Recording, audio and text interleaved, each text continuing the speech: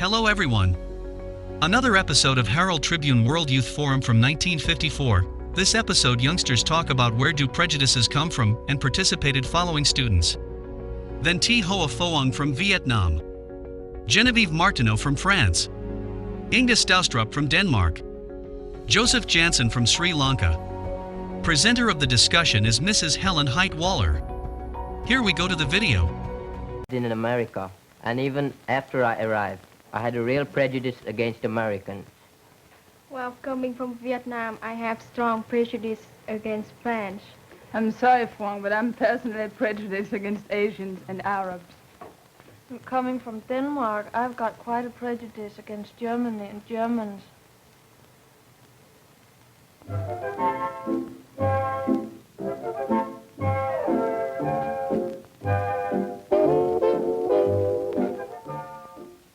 This is the world we want. Each week, young people from the four corners of the earth come together to discuss the world we want. They are here as delegates to the 10th New York Herald Tribune Forum for high schools. These programs are prepared with the cooperation of Scholastic magazines. The program is directed by Helen Height-Waller. Welcome to our forum discussion on roots of prejudice. When we started with the students comparing notes on their own prejudices, we got so much more material than we'd expected that this now is the third program on the subject. Obviously, many of you must have disagreed violently with some of the things the students are saying. Since we're coming to the end of the series, if you'd like to write into the World We Want at WRTV with the questions you'd still like to have answered, we'll give it a try on the final program. Let me introduce you now to the students who are here for today's discussion. From Ceylon, Jay Jansen. Jay's three main interests in life are jazz, journalism, and jive. From Vietnam comes Thi Hoa Phoung. One of her ideas about America while she was still in Vietnam was that American girls all have short hair. So she cut her beautiful long hair, and now she's letting it grow again. From France, Geneviève MARTINEAU. Geneviève is having her first 2-week hospitality period in New York, seeing all of the things she's always wanted to see. It's even included a Chinese dinner, the first Chinese meal she's had in her life. From Denmark, Inge STOUSTRUP. When Inge was up at Ethel Walker's school, she became the first girl in the school's history that had ever legally been excused from class to go ice skating. But it was such a nice winter day, and the ice was so good, and she was Danish, and so she got a legal excuse. Well, now, on the subject of prejudice, what do you mean by prejudice, first of all? I would say that it is an attitude which prevents a person from considering and evaluating new evidence correctly. It is an attitude of a closed mind. Well, to me, it's a statement you make before you even see for yourself. The result is that the less the people travel and come in real contact with each other, the more deeply the prejudices stay rooted. Mutual ignorance is the first cause for prejudices. And then generalization is another one. Many people, too, are prejudiced because their parents were. Sometimes we're prejudiced against things because they're different, but other times we like things because they are different. In France, a blonde girl with blue eyes is a beauty, the ideal of woman, whereas in Denmark the boys get crazy when they see a girl with black hair and dark black eyes. Maybe you and Geneviève better change places for a while. It's still a great success. Well, now, is it fair to ask you what some of your own prejudices are? Well, before I came to America, I had sort of prejudged Americans. I thought all Americans to be loudmouthed, drunken spendthrifts. But now I find how wrong I am, because I was judging all Americans by a few American sailors who came to Ceylon. And I should have had more common sense than to expect to see a sober, thrifty, quiet sailor. And another one of my prejudices concerns the hair. If a person has a tuft of hair falling over his brow like that, I think him to be very over-sexy and boastful, and sometimes I even think him to be a dope addict. Well, most of these impressions have been created in my mind through the movies. If you notice, most characters in the movies who are over-sexy, boastful, dope addicts, they're all portrayed by guys with hair like that. And some of my other prejudices are that Germans are boastful and try to act overbright, and a lot of you will agree with me that women are inferior to men. I don't agree. How can you explain that prejudice? Is that because of your education or the mentality of your country? How do you react to the situation in the United States? I would say that I've changed my opinion slightly, because in my country, see, there's unemployment, so that the women have no opportunity to work. So therefore, I draw the conclusion, because I don't see too many women working, I think that that's because of their inferiority. But I still feel, anyway, that women are kind of inferior. Inge, you mentioned your prejudice against Germans a moment ago. Yeah, I never thought I had any prejudice till I came over here and lived with people who think and live and feel differently than I. But my prejudices don't have anything to do with races. But as Danes usually don't have racial prejudice, do they? No, we haven't got any colored people in the country as part of the population creating a problem. But I have sort of prejudice against nations. First of all, Germany. I can't really get along with Germans the same way as with other people. If, for example, I go to buy something and I have the choice between, let's say, a German and, for example, an English product, then I would have no doubt about what to choose. Even if the German product was better, I would take the English one. It's so silly, and I can see it's silly, but I want to get away from it, but it's difficult. I've got a German pen pal, but my father doesn't like it at all, and I'm not really fond of telling my friends at home about it because it's German. It's sort of what Geneviève was saying a moment ago, that a lot of prejudices come from parents, maybe. Well, maybe. What are yours, Geneviève? I'm prejudiced, as I said, against Asian and Arabs, since I think that it's kind of hard to trust them.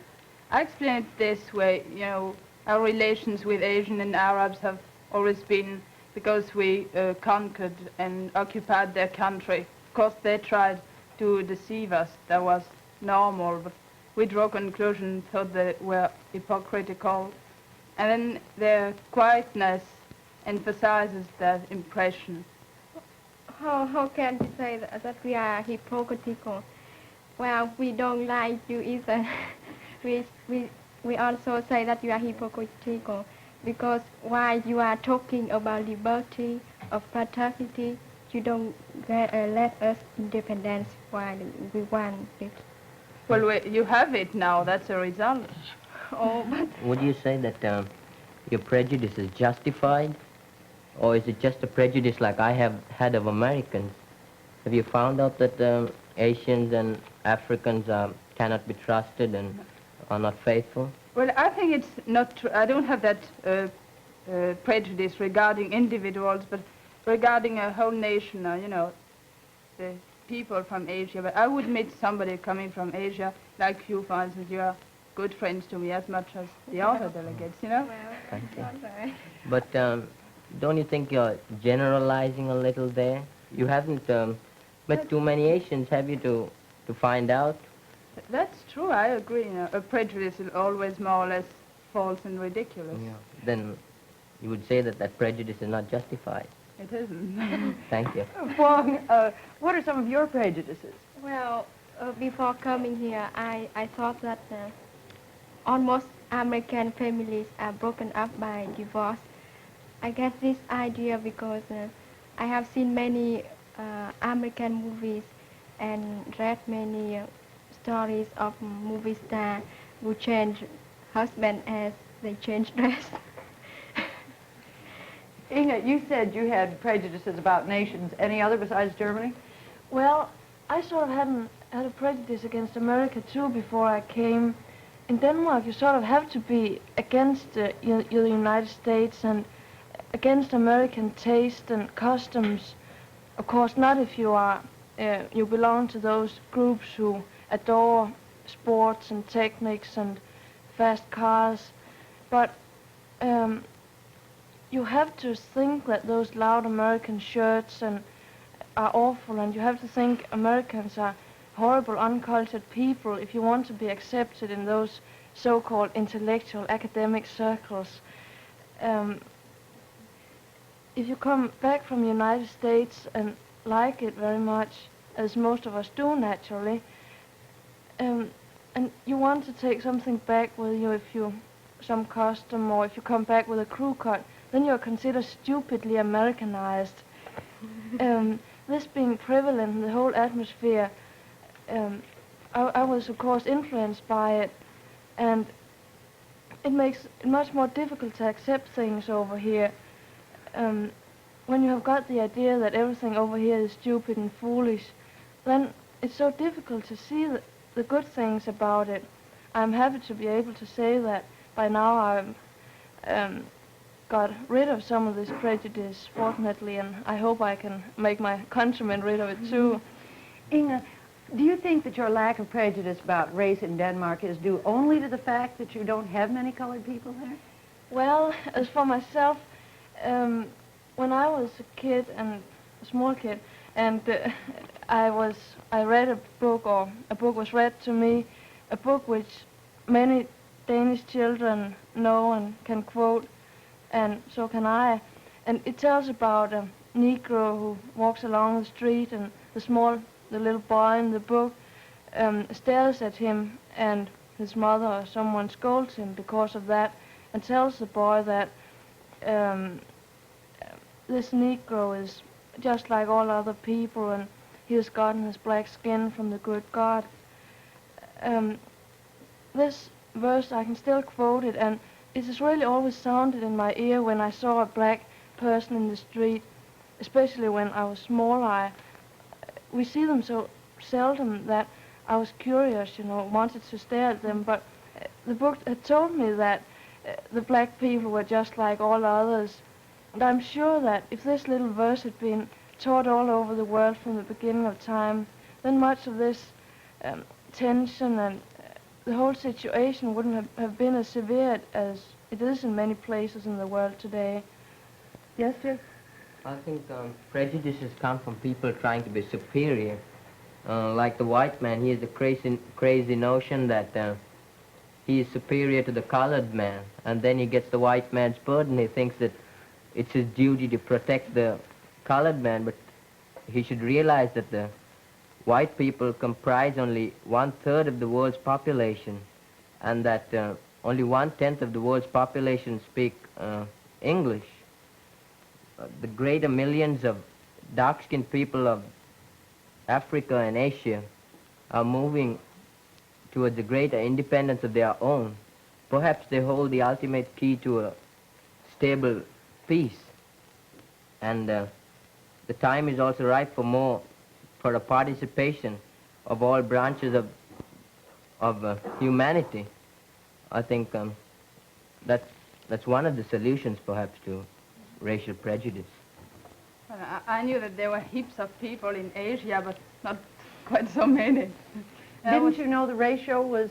Well, more or less, but not the accurate number, and I was rather struck when I heard it. I think Jay's even a little too high. I thought the ratio of white people to colored in the world was about 1/4. When did you first find out that we weren't in the majority in the I world? must say about 2 weeks ago. Oh, then you You've are learned. I know that we were not the majority anyway. I'm not quite so known. You learn something Yeah. from America. You're going many to, things, yeah. Phuong, are you going to let Geneviève get by with what she says about Asians? Well, I think that we have some prejudice about French, as we think that they come to our country to seek benefits, so we don't like them. And if someone get married with a French, we think that he is bad or she is bad, very bad. Well, we don't think that a person who married a Vietnamese is bad, but we kind of look down a little upon him. Not in the metropolis, but in the, I know that he was so in the colony itself, where it used to be a colony. And what about the Arabs, Geneviève? Well, you know, the thing is that in North Africa now, they act in such a way killing people, and it gives a very wrong impression because we think they are just wild beings, and it's impossible to find an intelligent compromise with them. They just know what blood and knife and nothing else. Jay, Well, do you think this compromise that Geneviève talks about is something that...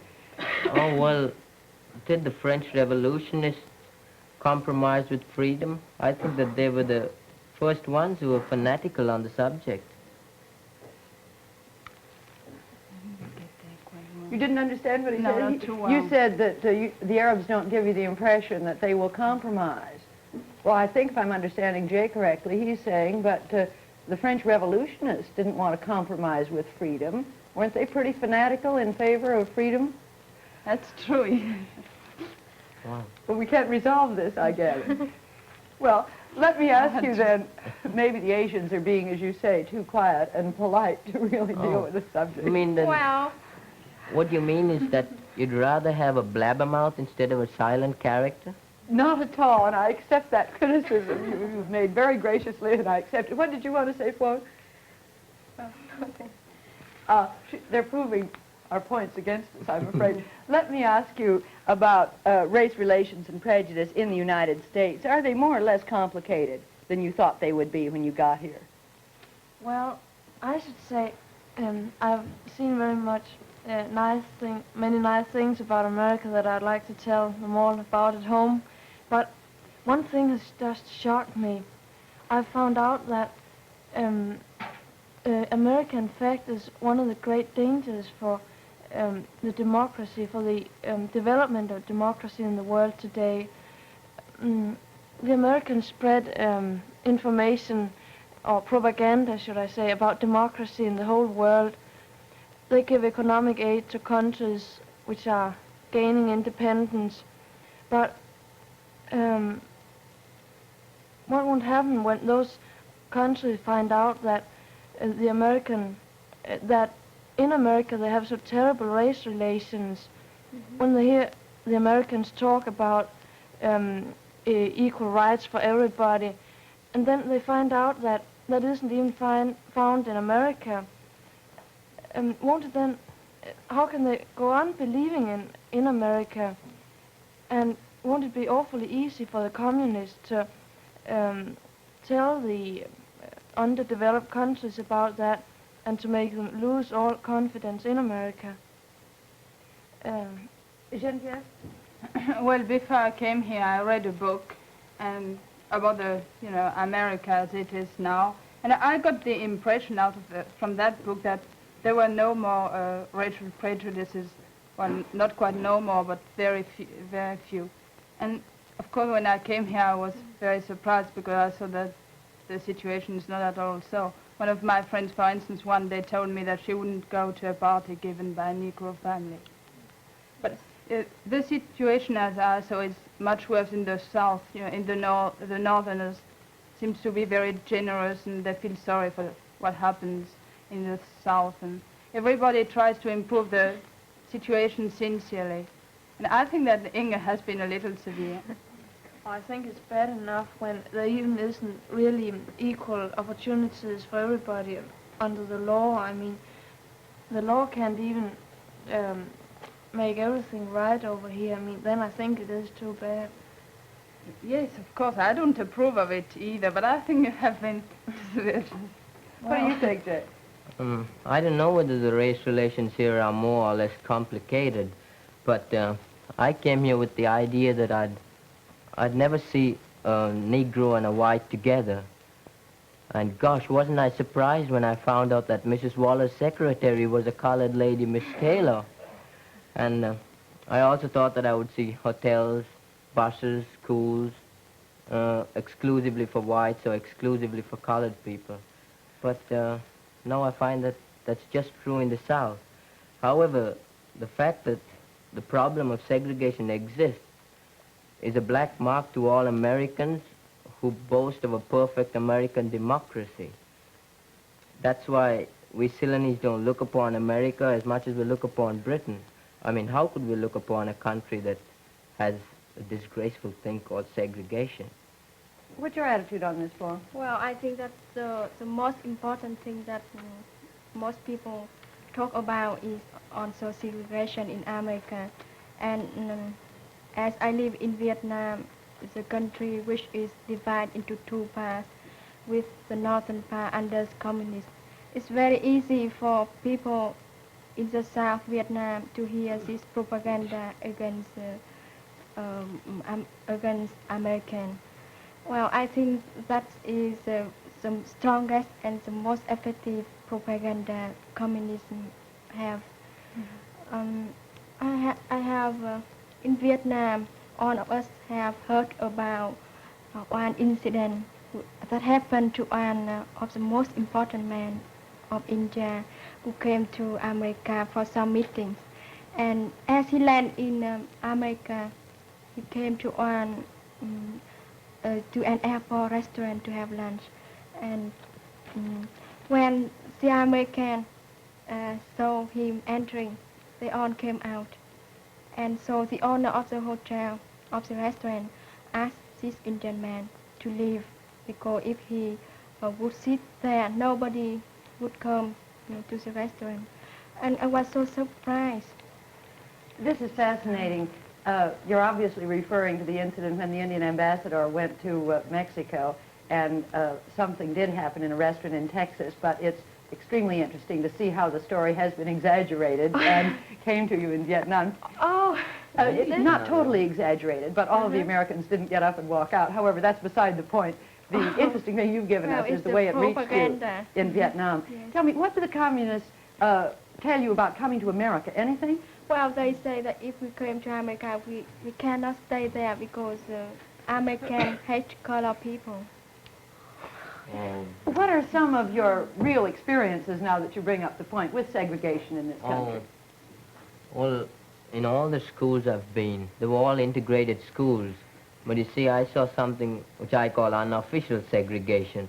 You know, a whole group of colored boys get together in one spot and the whole group of white boys get together in another spot. I mean, that doesn't promote integration.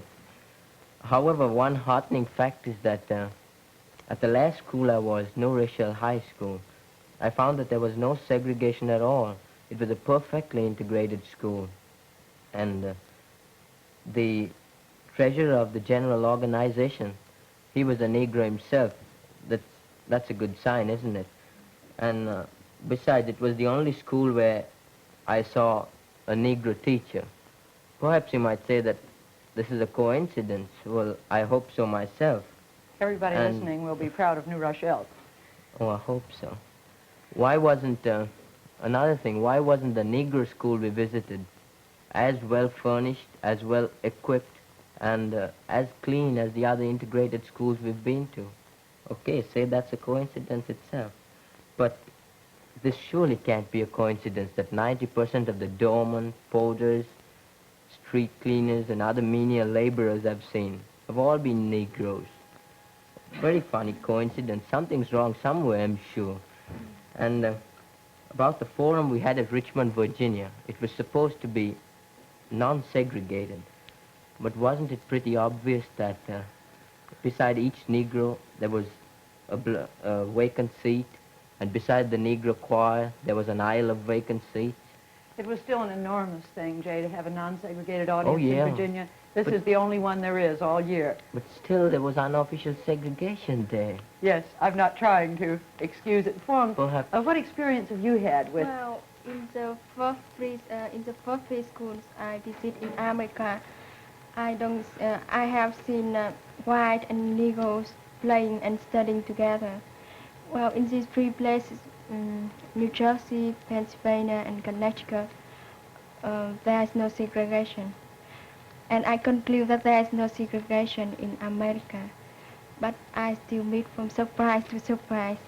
When I took a trip to Virginia, I found out that once more I had wrong idea about America, thinking that there's no segregation. What a surprise I got. This shows you can't generalize ever about a small situation. Yeah. What about You, Jay, are there any prejudices in your own country? We've been talking quite a lot about prejudices in America. Well, yes, I would say it's a type of miniature race prejudice. And as I'm not a diplomat, I would criticize my own country just as much as I would criticize America. In Ceylon, in some of the very, very remote areas, caste system is still followed. Say if a guy of a low caste goes into a high caste man's home, he's got to remove his sandals first and proceed barefooted. On some occasions, he can't even enter the house. I mean, those are in the very remote areas, but still intermarriage is not too possible, and well, it poses kind of a difficulty. And I nearly forgot to mention that my prejudice about part-time jobs, I wouldn't say it's my prejudice because I like to have a part-time job, but my mother wouldn't want me to have a part-time job. She wouldn't hear of it. I would be ostracized from society if I was ever caught delivering milk or papers or working in a restaurant. They would class me as a misfit, just as they would class me as a misfit if I were to, for example, talk to someone who didn't wear Western clothes or don't speak in English in school. But that's a contradiction. You don't want to acknowledge the superiority of the Western country, and you speak English and you just greet people who have Western clothes. That's just what I'm trying to tell you. I'm against it. It happens in the very remote areas. But no, you do it. You speak English, don't No, you? but Oh yeah, I speak happens English. in remote areas. See, No, he speaks English, well, that's obvious. I do speak English. I don't want to be chased out from society, do I? Well, I think what Geneviève is meaning, that if the French preferred to speak Sinhalese instead of French, there might be some basis for saying that the French believe in the superiority of Sinhalese rather than French. Oh.